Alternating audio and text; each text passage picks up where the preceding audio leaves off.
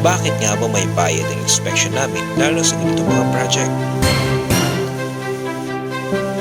Dahil po bukod sa buwis buhay na ang ginagawa namin upang masuri ang bawat mga project, ay hindi rin namin sigurado kung maa-awardin pa sa amin ito.